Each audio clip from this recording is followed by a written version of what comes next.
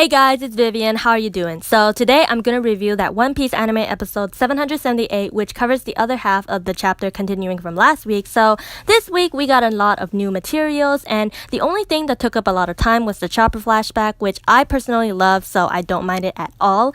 And we get a few filler scenes to take up more time, and the ending was kind of jammed with a lot of new information, but it just gets you really excited for what's gonna happen next. And from last week, we already saw Princess Vivi, Shirahoshi, and we learned more about the Reverie. So today, we're gonna see a lot more familiar faces. From the title, you can tell we're gonna revisit Rebecca again in Dressrosa, and also another nostalgic kingdom of Sakura. Let's go! First, we go back to the Straw Hats where we left off from last week with everyone shocked at the Carrot's arrival, and she just brushes off Pedro's concern and greets everyone with a garuchu, or at least she bites them as a sign of affection. Oh my gosh, this bunny is the cutest. Her every moment is so moe, and I just wouldn't mind if she officially joins the Straw Hats. She's so cute! And Pedro requests for her to go back, and Carrot pleads for them to just let her go on this adventure, or as she calls it, a sleepover.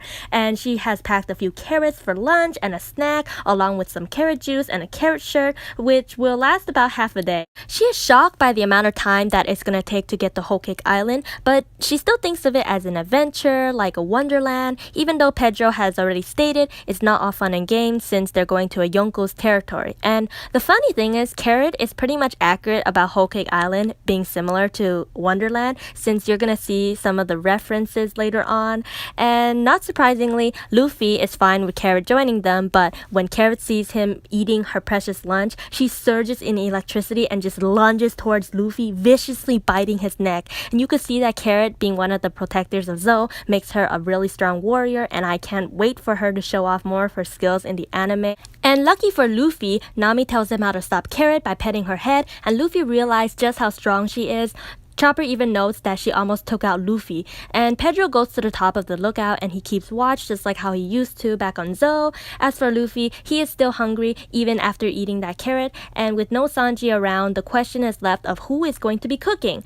Anami volunteers herself, but she's charging for the service which everyone objects to, so Luffy volunteers too, with the disbeliefs of all the Straw Hats. Even as deluded as Luffy is, he still claims to make the great dishes, and it's here that those three really should have stopped this man from cooking. But seriously, you know that Luffy is gonna make a mess. I can't believe they even let him cook, let alone touch the kitchen. But we're gonna see what he makes next time.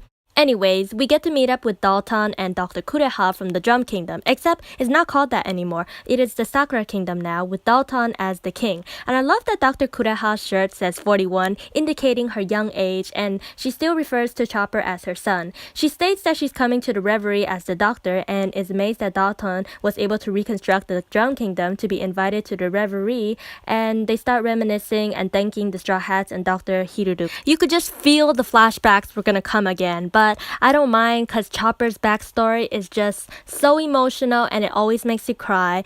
And we get to see a young Chopper again with such big dreams and hopes and imaginations. It's so bittersweet when Chopper got Hirudu that Amyodake mushroom, and it's just so sad when he realized what he did to him and to witness his father's death like that. I'll never forget those words. When does somebody die? It is when they are truly forgotten, and Chopper will always have him in his heart. And after his resolve, Chopper wants to fulfill Hirudu's dream and his own of curing every disease out there, and you know the rest with meeting up with the Straw Hats. The first time when he was praised with Nami there was hilarious, and Chopper being the emergency food, those are my favorite funny parts. And finally, you get the fight where they sent Walpole flying, and that last moment when you think Dr. Rin was gonna hit Chopper for running away, but she just didn't want to say farewell, and she gave off the best send-off ever with the Hirudu Sakura cure. Once again, I'm in tears from that flashback. It was so heartbreaking, but also heartwarming, especially with all of Chopper and my own crying. And the Sakura Kingdom's part took up a huge chunk of time, but I loved it all, just like the Vivi's part. We are then introduced to the evil Black Drum Kingdom, and we see that Walpole is currently going to attend the Reverie since he is technically the official king of the Drum Kingdom, and according to the map, the Dark Drum Kingdom is located in the South Blue somewhere. We also get the flashback of what has happened to Walpole after Luffy sent him flying. And manga readers may remember this from the cover story since Oda has already drawn this in the manga some years ago, and we see that Walpole was causing a lot of ruckus by eating everything in town, and then he got caught. After he escaped, he was in the dumps, so he decided to turn some trash into these robotic toys, and success! He was able to turn the trash into these robotic toys and create a huge successful toy business. He became a celebrity and had many happy times. He even married a Miss Universe. When he found out that the Sakura Kingdom was attending, he was so excited for revenge. I can't wait for him to meet up with Vivi, Dalton, and Kureha at the Reverie. I really enjoyed this part, not too much nonsense, and it gets me hyped up for the Reverie. So finally, we move on to Dressrosa, where the dwarves and the kids are playing with each other. So I guess the dwarves are okay being out with the open, letting the citizens know that they're there.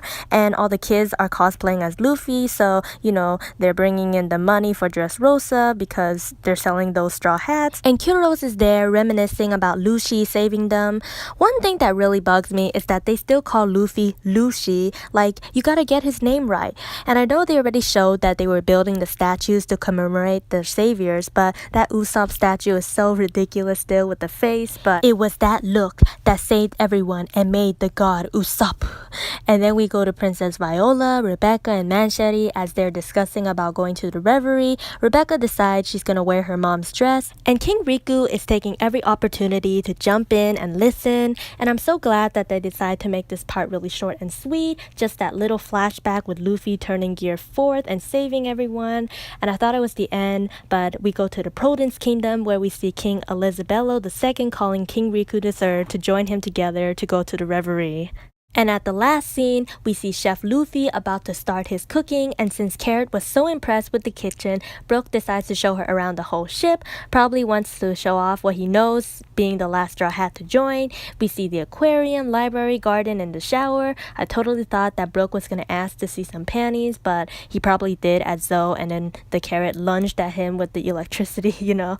And then we go to Pedro, where he gets the news that the headquarters of the Revolutionary Army, Baltigo, is in ruins. If you remember, Burgess from the Blackbeard Pirates stole away on one of the Revolutionary Army's ship, and when he landed, he reported his location to his crew who came for him, and you can just imagine the rest where the Yonko Blackbeard Pirates and the Revolutionary Army just faces off, resulting in the ruins. And in the preview, we see Luffy finishing his meal, we learn more about the ruins of Baltigo, and finally, Law and Luffy has deeply angered the Kaido, and this makes me so excited for that Wano arc greatness. Whew, that's the end, guys. Thank you for listening to the whole thing, and see you guys next time. Peace out.